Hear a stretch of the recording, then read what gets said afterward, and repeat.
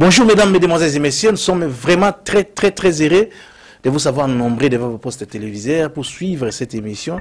Et dans cette émission d'aujourd'hui, où Berthet Djonga est présentateur, nous allons vraiment parler du tout et de rien. Il y a une mauvaise histoire qui vient de se passer au Sankourou. Et aujourd'hui, nous avons parlé avec l'intéressé, celui qui a été victime de cette attaque. Lui, je ne sais pas le présenter, je voudrais qu'il se présente lui-même, puisqu'il est en face de nous. Merci à Tchobin Zunga, merci à Amiral Mantima, merci aussi à Marie-Anse. Marie-Anse. Vraiment, nous sommes très contents d'avoir une équipe technique très costaud et on ne sait pas vraiment dire le niveau où nous sommes aujourd'hui. Bonjour maître. Bonjour monsieur Berthet Djonga et nous vous remercions d'être ici. Voilà. Maître Isidore Okito, c'est de vous qu'il s'agit.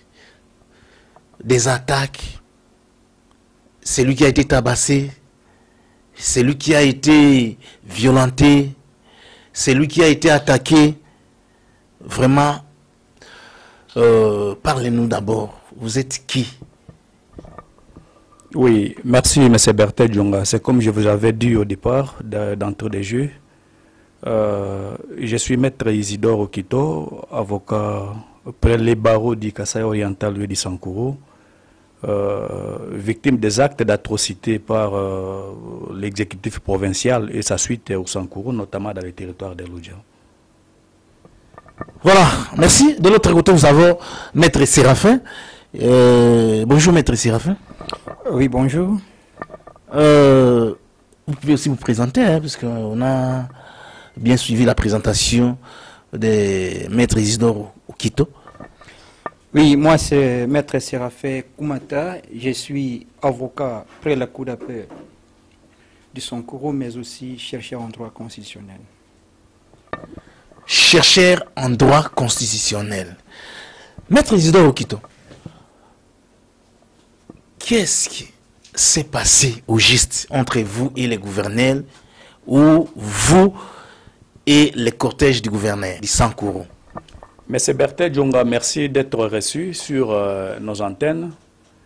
À date du 19 juillet 2021, vers 17h, j'ai été victime des actes attentatoires, des actes d'atrocité graves, entre autres victimes d'enlèvement, victimes de vols, victimes d'arrestations arbitraires, et j'en passe le meilleur. Il s'est fait qu'à cette date-là, j'étais obligé de me rendre au quartier Djengenga Lohadi, c'est l'un des quartiers qui composent le territoire de Loudja. Oui. Pour un entretien personnel que je devrais arriver à prendre à Idinga. Quelques 500 à 600 mètres de ma sortie, j'avais observé que derrière moi, il y avait eu un cortège qui venait et que j'étais obligé d'obéir à ce cortège, étant donné qu'il s'agissait des premiers citoyens de la province, franchement, parce qu'on doit l'avouer. Nous étions obligés de voir comment stationner notre Jeep du côté gauche pour permettre à ces cortèges de pouvoir normalement passer les chemins. Étant donné que nous étions en train de nous converger vers la même direction, tous vers Edinga. Soudain, je les ai vus arrêter à environner ma Jeep et que c'est par là qu'ils vont me sortir des forces de la Jeep, administrer des coups chacun à ce qui les concerne, parce que c'est difficile de les identifier. Est-ce qu'ils ne vont rien faire comme signe pour les faire passer? Monsieur Bertin, moi je pense que tout bon responsable doit respecter toute autorité qui est au moins établie légalement, au moins si vous n'en connaissez pas quelque chose. Mais dans le cas d'espèce ici, il n'y avait eu rien à terme d'outrage envers le chef de l'exécutif provincial, dont nous étions inutilement, tout simplement victimes des actes violents pour des raisons qui restent inavouées à notre niveau. nous étions victimes de tout acte, c'est comme je venais de vous le dire tout de suite là, objet de vol, parce que tout ce qui était dans notre Jeep était apporté par son cortège, en présence de lui-même, qui est la personne de l'exécutif provincial, le gouverneur, voulais-je dire. Sa suite, une police qui était entourée de lui, il s'est accompagné aussi d'une armée de FARDC. C'est comme ça qu'il se promène. Là-bas au Sankourou. Au Sankourou, c'est comme ça qu'il se promène. Il est accompagné de la police, des éléments de FARDC, et certains même civiques sont à ses côtés pour, je ne sais pas moi, c'est lui qui doit justifier la présence de tous ces mondes-là. Donc après que je n'ai été victime de tout ce que je suis en train de vous narrer ici, le gouverneur ne s'est pas arrêté à ce stade-là. Donc pour lui, il devrait arriver à matérialiser sa volonté, jusqu'à ce qu'à donner des ordres de manière à ce qu'on m'amène au cachot. Avant qu'on vous amène au cachot, qu'est-ce qu'on a fait sur vous, juste? Monsieur Bertin, j'ai été victime des coups et blessures volontaires graves de la part de ces éléments à sa présence, parce que les ordres furent donnés par lui. Hein, ça, c'est connu de plus d'un monsieur, c'est connu de plus d'un citoyen sakourois, parce que c'est un fait, c'est un événement, c'est un drame, hein, qui se produisait le long de la journée et que tout le monde avait eu à observer cet état des choses. Hein. Donc, normalement, il n'y avait eu rien à terme d'outrage envers la personne de l'exécutif provincial, ni moins d'empêcher à son passage. Mais néanmoins, nous étions une mauvaise cible. C'est ce que nous devrions arriver à dire ici, parce que normalement, on ne connaissait pas qu'on avait des comptes à rendre ou certaines préoccupations que le gouverneur ou l'exécutif provincial pourrait arriver à ordonner à ce qu'on passe au tabac. Mais la mauvaise cible en question que vous étiez, M. Isidore Okito, c'était dit à quoi? Êtes-vous peut-être l'un de quelqu'un qui a fait du mal au gouverneur un jour, ou quoi? Tu te reproches de quoi? Oui, M. Bertin. Le chef de l'exécutif provincial, nous n'avons aucun problème personnellement, particulièrement avec lui. Ça, c'est vraiment, s'il faudrait vous avouer. Mais au contraire, nous sommes parmi ceux à qui ils sont en train normalement de soutenir ces initiatives. Franchement, on doit vous avouer, dans le sens que c'est une autorité. Vous soutenez ces initiatives? Ces initiatives par rapport à sa manière de vivre avec la population. Et curieusement, nous étions apportés, nous étions surpris de les retrouver à cet état d'attitude de cette journée-là. Bon, on n'a pas compris finalement qu'est-ce qui se passe avec lui. Voilà. Je me retourne du côté de M. Séraphin. M. Séraphin, vous êtes aussi avocat. Mais tous ces drames, vous avez trouvé où? Au Sankourou, ou bien vous étiez ici à Kinshasa? Ok, bien. Tous ces problèmes-là étaient passés à notre absence aussi longtemps que nous sommes ici à Kinshasa. Mais laissez-moi vous dire que notre présence ici a un sens significatif en vertu du principe de l'idéal de la profession d'avocat, de dynamisme et en fait de la solidarité. Nous nous sommes dit assister l'aide de notre membre qui est victime, c'est parce que dans un barreau où nous sommes, c'est une institution. Alors lorsque chacun d'entre nous, bien l'un d'entre nous est victime, nous sommes obligés de l'assister en tous les niveaux lorsqu'il s'agit d'apporter notre apport. Et quel apport vous apportez? Vous savez, M. Bertin, nous sommes dans un pays où le chef de l'État prône l'état des droits. Oui. Lorsqu'on parle l'état des droits, c'est le respect des textes. Et laissez-moi vous dire que nous avons eu la chance de faire les droits du pouvoir, les droits des Tempirouilles, qui est le droit constitutionnel. Lorsque nous constatons un certain niveau, les gens qui sont censés maîtriser, respecter ces principes élémentaires des droits, et qu'arrivé à un certain moment, les gens sont victimes des actes d'atrocité, des actes de barbarie, les actes cruels, et à ce moment, nous ne pouvons pas accepter. Et nous avons dit, faire en sorte que les instances habilitées puissent être saisies, et non seulement les instances judiciaires, mais aussi les présidents de la République, étant donné que c'est lui qui est le garant du bon fonctionnement des institutions. Voilà. Je me retourne du côté de Maître Isidore Okito. Maître, quand on vous suit, vous dites qu'il n'y a rien de rancune entre vous et le gouverneur d'Issankoro. Est-ce que vous vous connaissez personnellement avec le gouverneur? Oui, M. Bertin, nous, on se connaît bien avec le gouverneur, étant donné que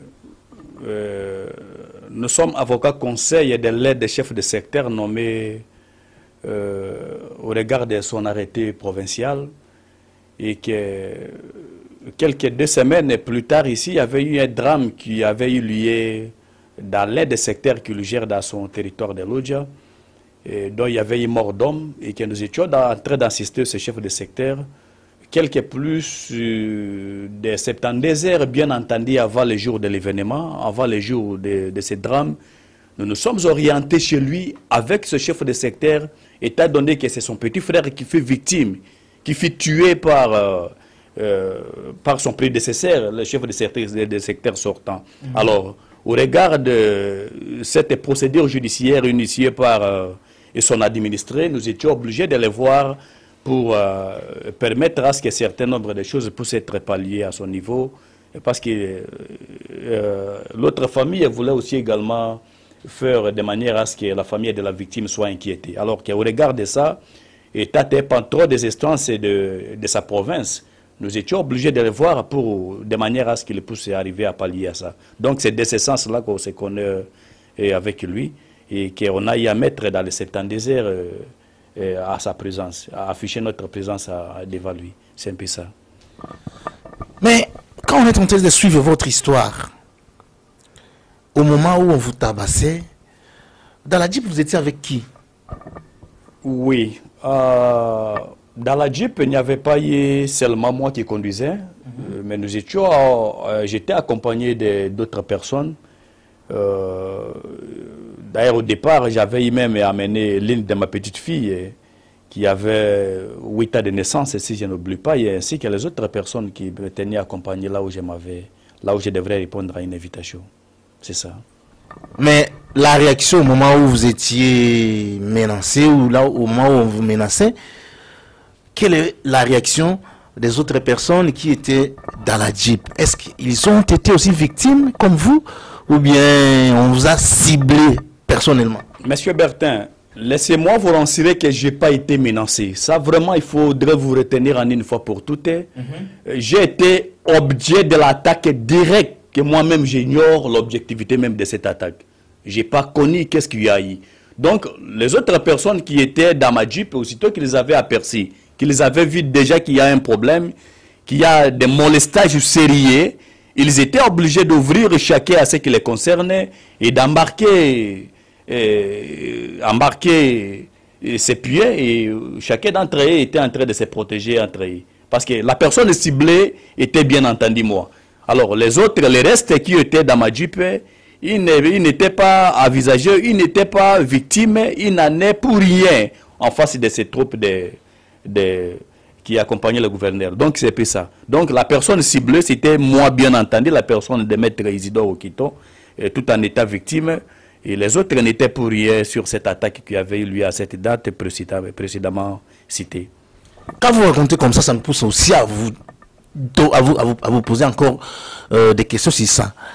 Est-ce que Maître Isidore lui-même, quand il regarde, quand il raisonne, il ne se reproche de rien? On vient pour vous tabasser à cause de rien, puisque vous êtes Maître Isidore, on vous tabasse. Peut-être qu'on vous a confondu. Oui, monsieur le journaliste, laissez-moi vous dire qu'un avocat, c'est quelqu'un qui vit sur des principes. Hein? Oui. Informez-vous, c'est ça. L'avocat vit sur des principes. Hein? Et il est quelqu'un qui est en train d'observer presque tout événement, presque tout acte qui passe à ses côtés. Parce que d'après la philosophie d'un avocat, il analyse tout comportement. Hein? Donc c'est comme ça que dans nos principes, même si vous recevez quelqu'un, dans les cabinets, tout comme ailleurs, vous commencez par analyser d'abord son comportement, ses attitudes en face de vous. Donc ça fait décrire même l'état de la personne que vous recevez. Donc, dire qu'il y avait eu des problèmes particuliers avec le gouverneur de la province, bon, ça au moins c'est lui qui doit connaître qu'est-ce qu'il y a eu. Ou c'est celui qui doit normalement connaître si jamais il y avait eu des antécédents judiciaires. Mais personnellement, je vous le souligne et je dois vous avouer qu'à terme d'incidents antérieurs, il n'y en avait pas eu. Et personne de ceux qui étaient d'entre Madjip qui pouvait avoir des antécédents judiciaires avec lui. Petit historique, parce que vous n'êtes pas, vous n'habitez pas la même province avec nous. Je suis parmi ceux à qui ont concouru de manière à ce que les provinces poussent, non, les gouverneurs poussent même à exister, dans le sens de soutenir ses idées. Hein, pas sa personne, mais ses idées à lui. Alors, nous, au regard de tout ça, nous ne pouvons pas arriver à nous réfléchir, hein, ou à vous présenter comme s'il y avait eu des situations antérieures et qu'on devrait arriver à procéder à un règlement des comptes envers moi. Mais hein, tout simplement d'après les différentes rumeurs qui environnent la cité actuellement ici, d'après eux, ils avaient compris que moi j'étais une mauvaise cible pour eux. Donc c'est ça la vraie version à retenir. C'est ça qu'ils disent actuellement. Merci beaucoup. Voilà. Alors, maître. Présent. Bon, quand on suit maître Isidore Okitu, on comprend déjà qu'il y a vraiment un problème, que vous aussi vous devez intervenir comme vous l'avez fait. Alors, vous êtes maintenant en quel niveau dans tout ce que vous dites ici? Bien, juste avant d'arriver à vous déterminer ou bien à vous éclairer en ce qui concerne les niveaux nous avons, laissez-moi vous dire que de tels genres des actes étaient passés à l'époque, en 1976, en France, justement dans la ville qui s'appelle Marseille.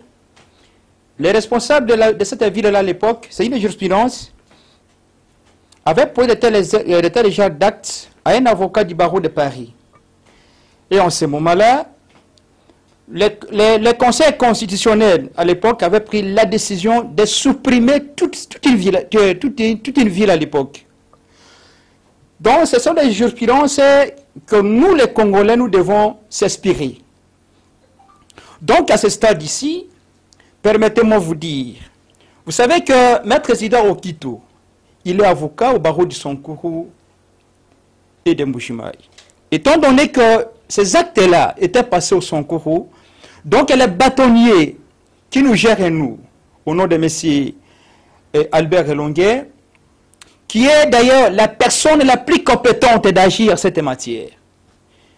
Donc, en ce qui concerne la procédure, parce que chez nous, en droit, nous avons toujours dit que la compétence est d'attribution.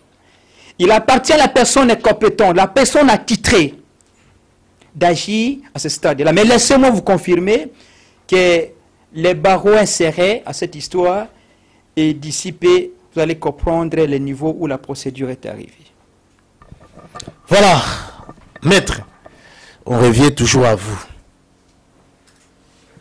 Après avoir avancé, est-ce que vous avez perdu des biens?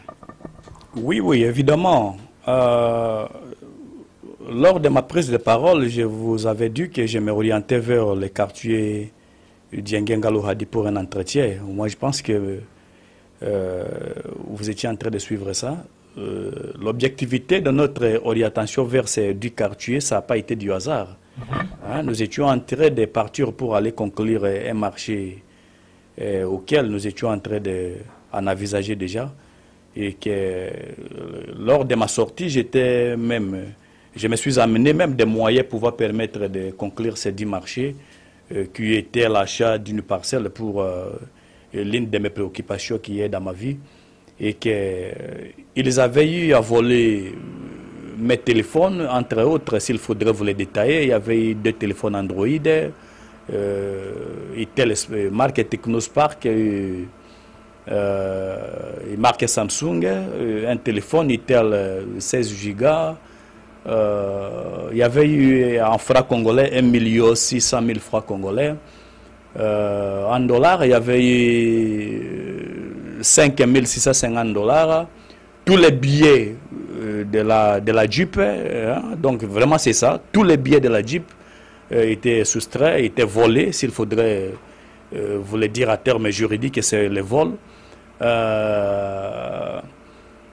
Tous les tapis de ma Jeep également étaient même pris, volés également. Tout avec Yes, donc vraiment je vous le garantis. Voire même des chargeurs qui s'y trouvaient dans ma Jeep des téléphones. Donc c'est simple ça. Voilà. Mais merci M. Amiral Mantima. Merci à Tchobin Zonga aussi. Merci à tous ceux qui nous suivent partout dans le monde. Après avoir eu ça, est-ce qu'il y avait aussi des coups de balle lorsque vous vous menacez aussi? Messieurs les journalistes, au Sankourou, ce n'est pas un secret. Lorsqu'il y avait eu ce drame en date du 19 juillet 2021, laissez-moi vous avouer que la population était en train de vivre comme si nous étions en rébellion, franchement. Ce même jour. Parce que ces mêmes jours-là, franchement, je dois vous avouer, nous étions franchement comme si nous étions en rébellion. Donc, toute la cité, chacun avait repris son lit. À 18h30, il n'y avait plus de passage. Donc, il y avait plus de 200 coups de balles tirés à l'air pour des motifs que lui-même doit en connaître. Parce que moi, je ne suis pas quelqu'un à qui pourra arriver à permettre à ce que l'autorité de l'exécutif provincial à son niveau pour ordonner ou pour procéder à mon arrestation, quelle que soit son illégalité de l'arrestation, et procéder à des tirs de plus de 200 balles à l'air, ça c'est tout. C'est amener même la population de l'Odja à vivre dans une situation complexe, voulais-je dire, parce que allez-y comprendre que c'est une cité à laquelle à ce temps avait vécu des événements sérieux lorsqu'il s'agissait des rébellions et que au regard de cette coutume-là, chaque fois qu'il y a un détournement d'armes, la population comprend déjà qu'elle est en face d'une situation complexe et que ça ne leur permet même pas de continuer à avancer sa journée. Et que cette soirée-là, tout le monde avait repris son lit. À 18h30 et 19h30, pas de passage. Donc c'était un peu ça. Et que, étant donné que les histoires sont en train d'être réglementées par vous, moi je souhaite que, comme a dit le confrère qui est de l'autre côté, nous prenons un état de droit où le chef de l'État est en train de décrier de manière à ce que tout le monde soit en dessous des lois de la République. Alors, et qu'au regard de ces principes chers, je voudrais que... Parce que, M. Bertin, le procureur général, près la Cour de cassation, qui est ce juge naturel, il peut même se saisir d'office. Donc, les affaires qui peuvent arriver à nous permettre de poser la plainte, faire quoi que ce soit, le ministère public est à quelqu'un qui est chargé au regard de sa mission, lui dévolue par l'État congolais, parce que lorsque l'ordre public est troublé quelque part, il peut se ressaisir même d'office sans en avoir un plaignant au préalable. Même par rapport à la dénonciation, il peut se ressaisir à tout moment qu'il y a un problème, si jamais il s'en informe qu'il y avait quelque chose. Donc, lui était avocat de la société et que cette société est en danger. Nous voudrions qu'il puisse voir comment protéger sa société et resocialiser les personnes auteurs de ces drames pour qu'ils répondent non seulement à des actes barbares, mais aussi restituer tout ce qu'ils avaient eu à voler, à soustraire à terme des billets et répondre également à la volonté de la loi. Voilà. Mais après tout ça, la Jeep n'a pas été endommagée quand même? Évidemment, la Jeep, normalement, pas du tout, dans le sens que ça n'a pas connu des dommages assez graves. Mais du côté du conducteur, il y avait eu tous les deux caches poussières, c'est comme ça qu'on les appelle. Les deux caches poussières étaient cassées par ces inciviques, parce qu'il avait des inciviques en face de lui, franchement. Parce que normalement, une police, c'est un homme responsable. C'est une personne qui est censée honoré à la personne et à ses propres biais. Alors que lorsque nous les avons vus se comporter de cette manière-là, nous avons finalement compris qu'on n'a pas été en face d'une police responsable et qu'ils avaient abîmé ça. Mais c'est Isidore Okito, est-ce que dans ces cortèges, il y avait des visages que vous connaissez personnellement? Oui, il y avait eu des personnes que moi-même je les identifie. Il y avait eu d'abord le gouverneur lui-même, le donneur d'ordre. Il s'est permis à se métamorphoser à un chef de l'État dans sa province, franchement, parce qu'il y a des actes d'atrocité qui se passent là-bas, on doit les désavouer. Franchement, il y a son petit frère biologique au nom de... ça va me revenir. Au nom de Guélor, ici, place également. Il y avait eu... Il a mis la main sur vous. La personne a mis la main aussi sur vous. Normalement, tous ceux que je suis en train de vous citer là, chacun avait mis sa main à ce qui les concerne. Il y avait eu la personne de Wingo, sans être autrement identifié. C'est comme ça qu'il s'appelle. D'ailleurs, la personne qui avait même réussi à soustraire certains de mes biens, dont il aura à répondre au moment venu, parce qu'il y avait eu tant de témoins de loin que de près, et ainsi que la police, plus de 10 à 15 policiers, et plus de 15 à 10 militaires de FARDC également, parce qu'il était accompagné de 3 jeeps successivement. Voilà. Tout ça, l'état de votre santé. Oui, je suis à Kinshasa depuis le 26 ou le 27, si je n'oublie pas. J'ai été interné dans un hôpital où, avant d'y être ici, nous étions hospitalisés. Et que maintenant, où on se communique déjà avec vous, la santé nous permet déjà de faire des petits mouvements. Et que nous sommes en train de continuer à prendre des soins parce que normalement, les coups nous administrés avaient pris la hauteur. Et que normalement, on doit continuer à prendre des produits pour nous amener à être bien édifiés. Donc cela veut dire que vous n'êtes pas encore complètement rétabli? Normalement. Voilà. Après cette étape, est-ce qu'il y avait des images qu'on peut voir, Maître Isidore Okito, peut-être pour voir des preuves? Oui, messieurs les journalistes, les images sont nombreuses. Il y a tant d'images que j'ai été enfermé dans un cachot du parquet général près la cour d'appel de Sankourou. Les images, il y en a. Celle également à laquelle j'étais en train d'être insisté par un pléthore d'avocats qui sont des confrères et des estimés confrères à qui je dois avouer leur reconnaissance à ce stade ici parce qu'ils avaient contribué à leur départ, à leur profession. Ils ont fait leur travail et ça vraiment je dois les avouer, je dois les encourager et je dois les amener également à continuer non seulement avec moi, même s'il y en aura les actes d'atrocité qui doivent se répéter de temps en autre, je voudrais de manière à ce que les barreaux poussent à tout état de lieu, à toute responsabilité à intervenir comme ils avaient eu à intervenir sur mon cas personnellement. Je leur salue et je salue l'intelligence de chacun d'entre eux.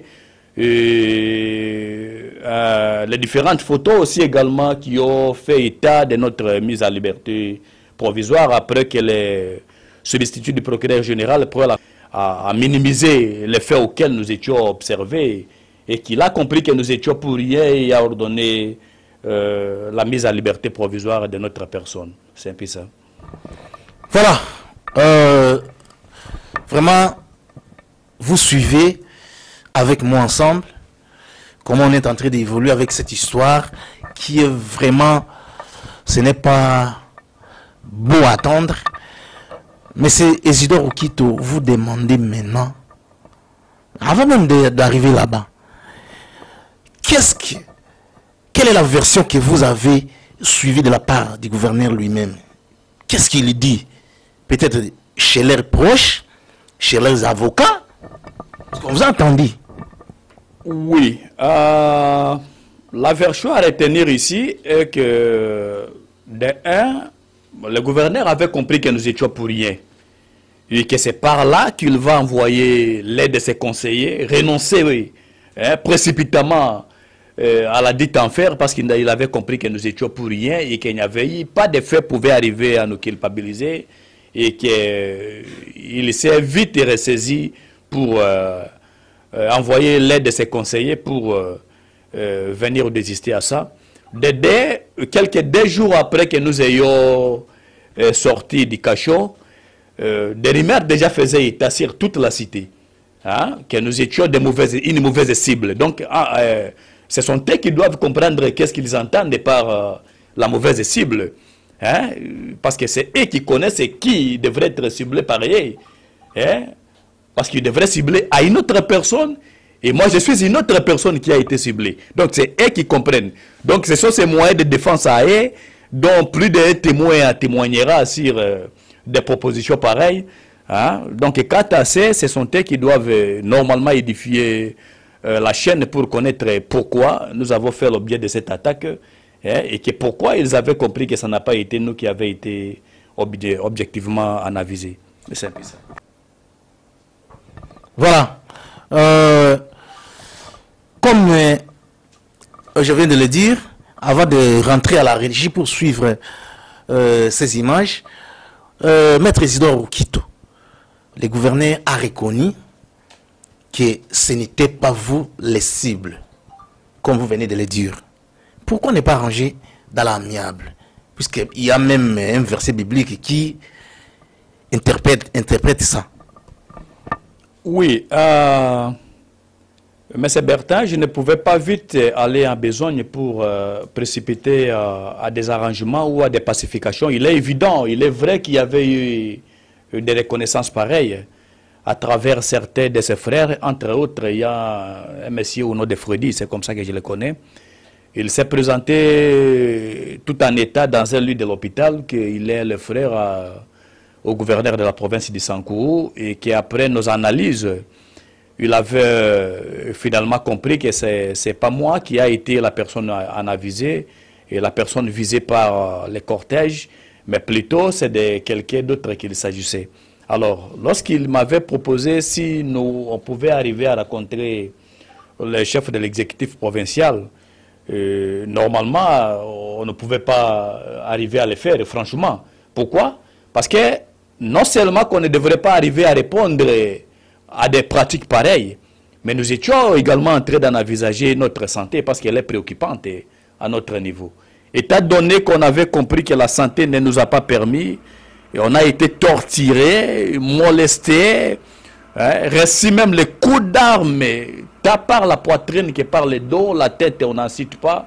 Donc nous étions obligés de nous retrouver devant les hôpitaux un peu ayant la compétence, et il y a des machines qui pouvaient arriver à examiner la santé pour permettre de manière à ce qu'on soit rétabli. Parce que la santé prévaut que toute chose, voulais-je dire, on ne peut pas précipiter à des choses qui n'en a pas d'objectivité que d'en envisager la santé, parce que la procédure, elle doit être continuelle à tout moment. Hein? Étant donné, lorsqu'il y avait eu le déclenchement de l'action publique, moi je ne sais pas que... Je ne saurais pas vous dire que nous allons nous arrêter quelque part parce que la santé ne nous a pas permis d'évoluer à ce moment-là. Mais aussitôt qu'on est déjà rétabli là, nous vous promettons et nous vous jurons que nous sommes de grandes personnes et qu'un avocat n'est pas un petit monsieur qui doit être malmené, tapé, molesté par quiconque. Étant donné que l'avocat c'est légaliste, il connaît la volonté de la loi, qu'est-ce que ça veut dire. Et il comprend où on a l'infraction, où on n'en est pas l'infraction, et que c'est un comportement qui ne peut pas être resté impuni parce que nous sommes des praticiens, nous connaissons qu'est-ce qu'on doit faire avec notre bâtonnier. Merci beaucoup. Vous étiez en train de parler de son frère Justin Omokala, à qui, bon, j'ai pas connu, j'ai pas été informé de ce qu'il avait parlé à mon nom ou au nom de son frère. Normalement, j'ai pas... Je vous ai informé que c'est une histoire fondée qu'il a dit. Voilà. Bon, normalement, lui n'a qu'à proposer des versions pareilles, parce qu'étant un membre du gouvernement provincial de la province du Sankourou, il doit arriver à défendre sa province normalement. C'est un bon droit. Mais laissez-moi vous avouer que chez nous, en droit, on dit l'avocat écrit sur parole. Donc, c'est tout un principe.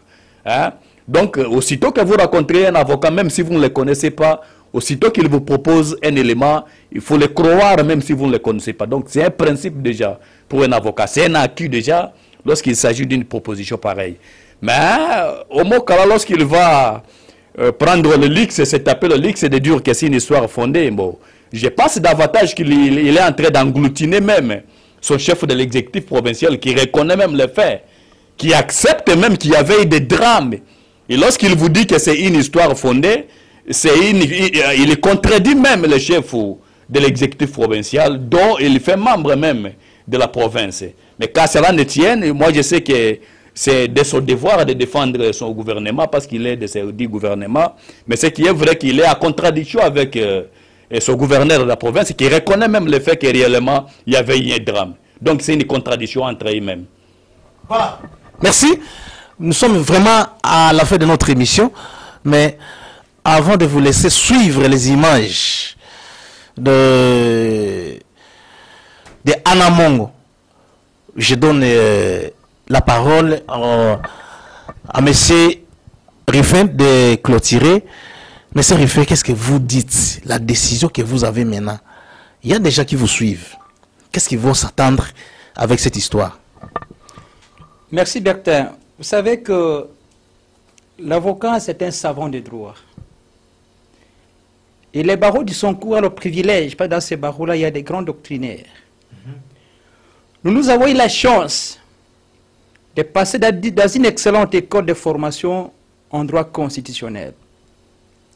Lorsque vous allez lire de l'exposé de motifs de votre constitution, du premier article jusqu'à l'article 229, vous allez comprendre que la constitution congolaise a des inspirations de la déclaration des droits de l'homme de 1949.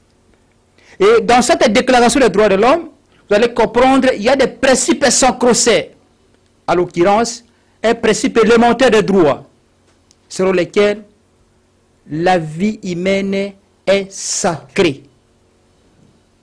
Ce principe de la sacralisation de la vie humaine, nous devons tous le respecter.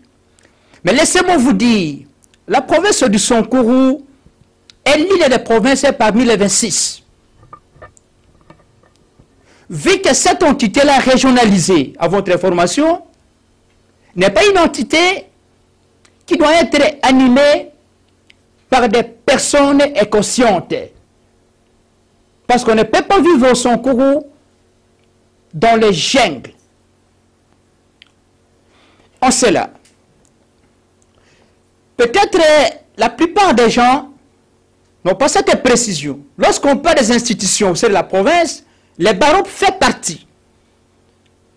Mais lorsque les animateurs d'une institution veulent en sorte qu'une autre institution ne soit pas respectée, eh bien, laissez-moi vous dire que ça doit créer des problèmes sur problèmes.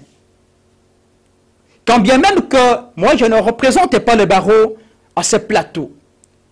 Mais en tant que membre du barreau, nous avons une obligation, d'ailleurs des résultats, d'assister les de notre membre. Quant à votre question de savoir là où nous sommes arrivés, je vous ai dit ceci, que le barreau n'acceptera pas de laisser ce genre d'actes inaperçus. Parce que même si aujourd'hui on laisse pour le problème de Maître Isidore, mais demain, nous autres, nous serons victimes, compte tenu de tout ce qui se passe au Sonkourou. C'est pour cela que, vu la volonté experte du chef de l'État, je l'interpelle par rapport à son discours de l'État des Nations de 2019. Il avait dit ceci, que même lui, le chef de l'État, une fois, s'il arriverait que ces actes arriveront à violer la loi, il doit répondre devant la justice. Et qu'elle dit des gouverneurs?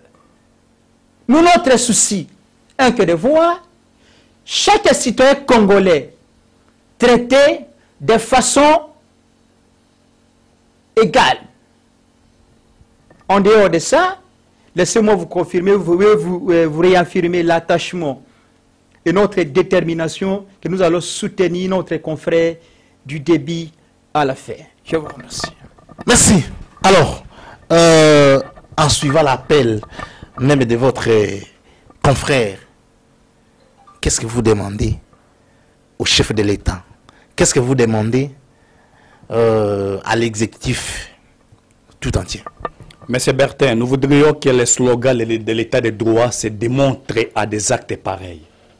Hein? Lorsqu'il y a une violation flagrante qui est comme celle-ci, nous voudrions que cette question de l'état de droit se manifeste, s'affiche, soit respectée, qu'ils répondent si jamais ils avaient entravé les lois de la République. Parce que vraiment, c'est un État qui, tout responsable doit se sentir être humilié par rapport à la loi. Donc c'est un peu ça. Et en plus, la justice doit faire son travail. Et c'est au regard du travail qui sera effectué, qui sera fait par la justice, que nous allons rentrer dans nos droits les plus légitimes. Entre autres, non seulement par rapport à ma santé, mais également à mes différents biens vous cités qui ont été volés par sa suite. Et à sa présence et sous ses ordres, doivent être restitués au moins. Au moins ça. Merci beaucoup. Voilà un message à la population de Sankuru qui ont déjà dans leurs images que l'évacuation de Maître Isidore Okito. Vous avez été évacué et jusqu'alors on ne connaît pas votre sort. Un message à eux. Oui, merci encore de me rappeler une chose. Je remercie à toute ma population parce que j'avais eu à observer sa sensibilité. Hein? Donc là, il s'agit de la population. J'avais eu à observer sa sensibilité lors de mon arrestation et que j'avais vite compris que je partage le même sentiment avec cette population qui est de mon coin.